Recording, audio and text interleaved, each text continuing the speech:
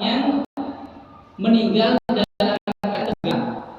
Orang meninggal dalam keadaan tenggelam, entah di laut, entah karena banjir, itu matinya mati syahid, tapi syahid akhirat. Ketika dia mati tetap dimandikan, dikafani, disolati dan dikubur. Tapi nanti di akhirat dia mendapat pahala syahid, dikumpulkan bersama orang-orang yang mati dalam keadaan syahid. Ada lagi orang yang maktun. Maktun itu orang yang meninggal karena sakit perut. Banyak kejadian-kejadian orang meninggal misalkan perutnya besar, ya perutnya besar, kemudian dia meninggal dunia, maka termasuk kategori orang yang mati dan syahid, tapi syahid akhirat. Ada lagi orang yang kena musibah, wabah, seperti misalkan kita corona. Misalkan meninggal dalam keadaan kena virus corona, maka ini termasuk orang yang mendapatkan gelar syahid akhirat. Ada lagi orang yang terbunuh karena didolimi. Terbunuh karena didolimi, misalkan perampok masuk ke rumah kita, kemudian kita melawan. Nah, ketika melawan ternyata kita kalah sampai kita terbunuh, maka terbunuhnya kita tergolong syahid akhirat. Banyak macam-macam, orang yang tenggelam, orang yang terbakar, kemudian orang yang dirampok. Ada juga yang meninggal dalam keadaan menuntut ilmu. Ada orang meninggal dalam keadaan mencari ilmu, maka digolongkan syahid akhirat. Seperti kejadian kemarin, ya ada suatu pondok yang roboh sampai puluhan santri yang meninggal dunia, maka santri-santri itu yang meninggal dunia dalam keadaan menuntut ilmu, maka dikategorikan syahid akhirat. Jadi kedudukannya tinggi di sisi Allah Subhanahu wa Ta'ala. Begitu juga kita bisa mendapatkan kategori syahid akhirat ini dengan apa? Termasuk tolabul ilm, mencari ilmu. Kita niat, ya Allah, sisa umur saya ini saya gunakan untuk mencari ilmu. Walaupun misalkan 1 bulan sekali, 1 minggu sekali, 2 minggu sekali, atau 3 hari sekali, yang penting ya saya habiskan sisa umur saya ini untuk menuntut ilmu. Kalau sudah niat seperti itu, maka misalkan kita suatu ketika meninggal, maka meninggal dalam keadaan syahid akhir. Nanti diperlakukan dunianya sama seperti orang meninggal biasa, dimandikan, dikafani, disolati dan dikubur. Ini kategori daripada syahid. Karena macam-macam syahid, macam 3 tadi. Kemudian ada lagi pengecualian selain mati syahid tadi. Ada hukum bagaimana kalau ada janin, janin keguguran. Bagaimana tentang janin ini? Dilihat hukum daripada janin yang meninggal tadi. Kalau janin itu dikategorikan yaitu suatu yang keluar dari perut ibunya sebelum berumur 6 bulan, itu namanya asitu atau keguguran atau janin sebelum umur 6 bulan. Maka ulama berbeda pendapat kalau janin tersebut sebelum umur 6 bulan, bagaimana menghukuminya? Apa yang dilakukan, yang wajib kita lakukan kalau janin sebelum umur 6 bulan? Dikatakan ada 3 kategori masalah janin ini.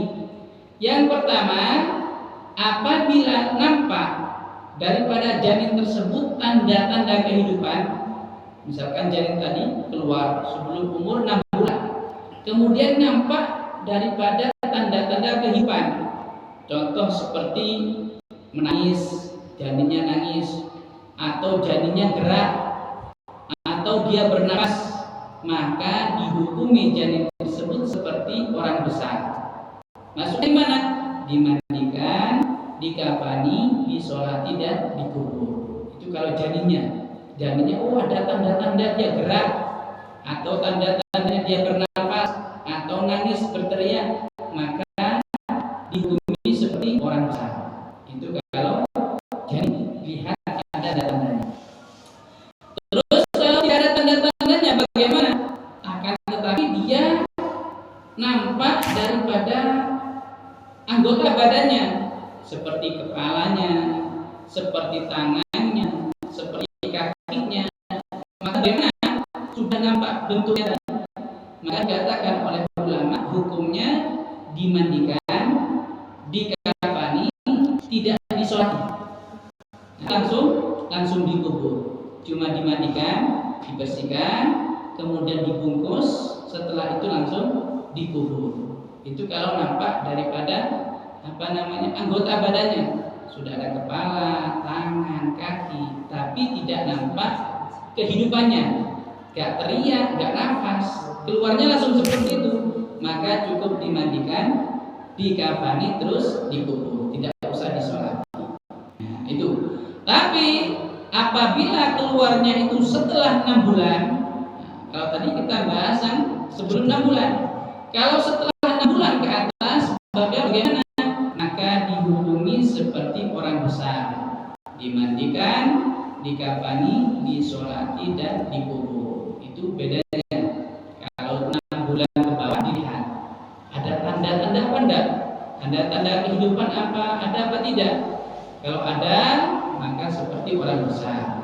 Tapi kalau enggak ada, dilihat dulu apakah sudah berbentuk anggota badannya. Kalau berbentuk, maka sama seperti kalau berbentuk, maka dimandikan, dikafani, tidak usah disolati. Nah, itu karena anak kecil nggak punya dosa. Kemudian dikubur. Itu daripada janin. Terus bagaimana kalau nggak nampak yang ketiga? Kalau nggak nampak tanda-tanda kehidupan, belum terbentuk anggota badannya, masih berupa segumpal daging, maka bagaimana? Maka tidak wajib apapun, ya cuma disunahkan, dibungkus, kemudian dikubur. Itu toh.